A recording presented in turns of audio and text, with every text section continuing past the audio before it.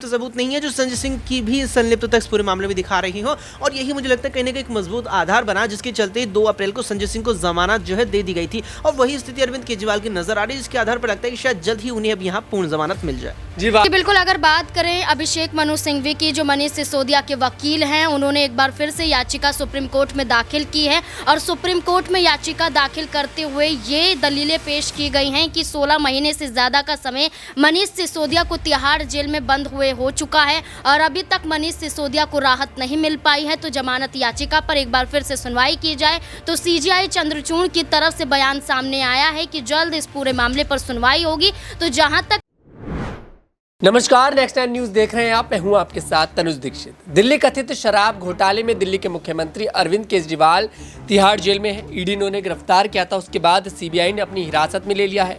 ऐसे में अरविंद केजरीवाल को लेकर अगली सुनवाई 12 जुलाई को होने वाली है। अब देखना दिलचस्प होगा कि अरविंद केजरीवाल को जमानत मिलती नजर आएगी या फिर नहीं, क्योंकि अगले साल दिल्ली में विधानसभा चुनाव है और अरविंद केजरीवाल और तमाम आम आदमी पार्टी के नेता देखिए जेल में बंद है। बात आप मनीष सिसोदिया की कर लें, सत्येंद्र जैन की कर लें। ऐसे में इन तमाम दिग्गजों के बिना आम आदमी पार्टी क्या दिल्ली का विधानसभा चुनाव जीत पाएगी, क्योंकि खुद अरविंद केजरीवाल का जेल में होना कहीं ना कहीं आम आदमी पार्टी के लिए बहुत बड़ा संकट है, क्योंकि यहाँ पर जो रणनीतियां हैं वो नहीं बना पा रही है आम आदमी पार्टी। यहाँ पर अभी देखिए अरविंद केजरीवाल ने अपने सीएम पद से इस्तीफा भी नहीं दिया है। हालांकि जो दिल्ली के आईजी हैं वो इस बात की बार बार मांग करते नजर आ रहे हैं। अब देखना दिलचस्प होगा कि क्या यहाँ पर अरविंद केजरीवाल को जमानत मिलती नजर आएगी या फिर नहीं। पहला सवाल मेरे सहयोगी अक्षय से लेंगे। अक्षय, क्या स्थिति आपको नजर आ रही है यहाँ पर अरविंद केजरीवाल को लेकर, जिस तरह से दिल्ली के जो एलजी हैं तमाम बार बार मांग करते नजर आ रहे हैं वीके सक्सेना कि भाई यहाँ पर अरविंद केजरीवाल को इस्तीफा दे देना चाहिए। उन्होंने पहले भी कहा था कि हम जेल से दिल्ली की सरकार नहीं चलने देंगे।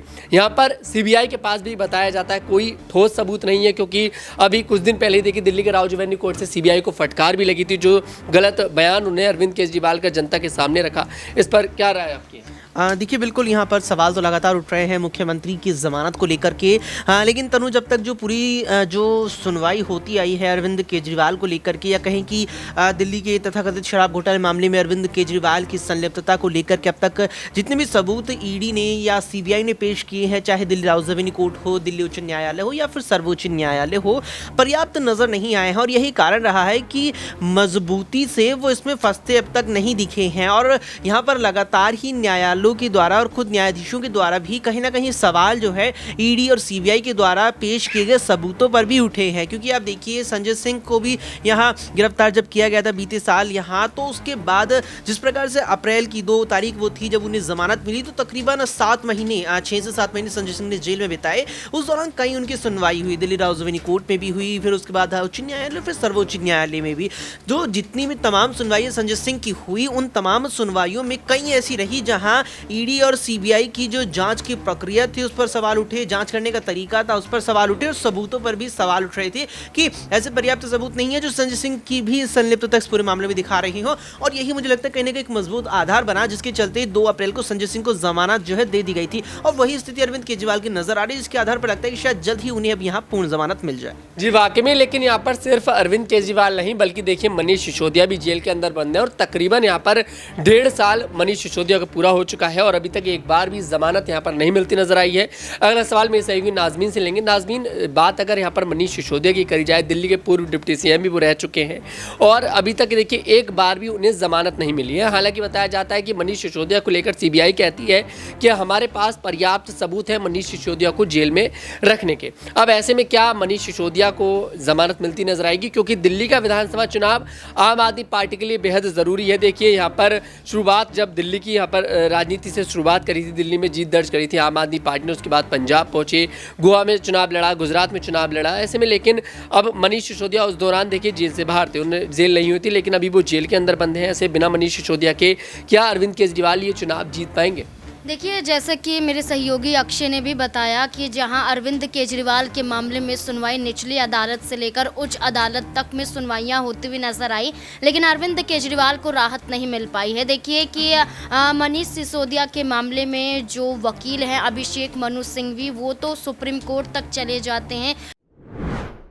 देखिए बिल्कुल, अगर बात करें अभिषेक मनु सिंघवी की, जो मनीष सिसोदिया के वकील हैं, उन्होंने एक बार फिर से याचिका सुप्रीम कोर्ट में दाखिल की है और सुप्रीम कोर्ट में याचिका दाखिल करते हुए ये दलीलें पेश की गई हैं कि 16 महीने से ज़्यादा का समय मनीष सिसोदिया को तिहाड़ जेल में बंद हुए हो चुका है और अभी तक मनीष सिसोदिया को राहत नहीं मिल पाई है। तो जमानत याचिका पर एक बार फिर से सुनवाई की जाए। तो सीजीआई चंद्रचूड़ की तरफ से बयान सामने आया है कि जल्द इस पूरे मामले पर सुनवाई होगी। तो जहां तक लगता है कि अभी तक निचली अदालत में मनीष सिसोदिया को राहत नहीं मिल पाती है, दिल्ली राउस जमीनी कोर्ट में भी देखने को मिलता है कि मनीष सिसोदिया को लेकर उनकी सुनवाई की तारीख आगे बढ़ा दी जाती है। दिल्ली राउस जमीनी कोर्ट की बात करें तो 12 जुलाई को फिर से सुनवाई होती हुई नजर आएगी, लेकिन अगर उससे पहले सुप्रीम कोर्ट में अगर सुनवाई हो जाती है तो मनीष सिसोदिया को लेकर जो अभिषेक मनु सिंघवी दलीलें पेश करें उस आधार पर हो सकता है कि मनीष सिसोदिया को राहत मिलती हुई नजर आए, क्योंकि विधानसभा चुनाव आम आदमी पार्टी के लिए इस बार जीतना काफी अहम हो जाता है, क्योंकि लोकसभा चुनाव में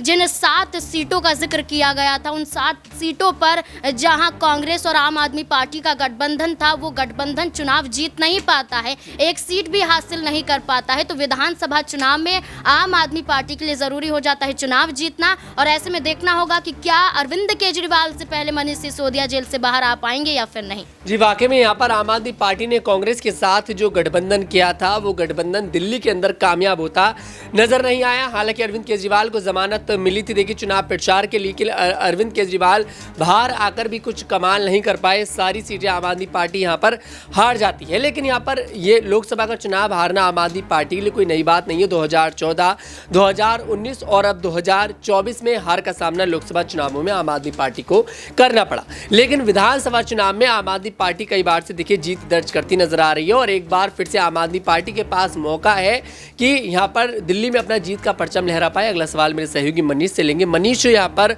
अरविंद केजरीवाल जेल के अंदर है, मनीष सिसोदिया जेल के अंदर है, सत्येंद्र जैन जेल के अंदर है, हालांकि देखिए संजय सिंह अभी बाहर है।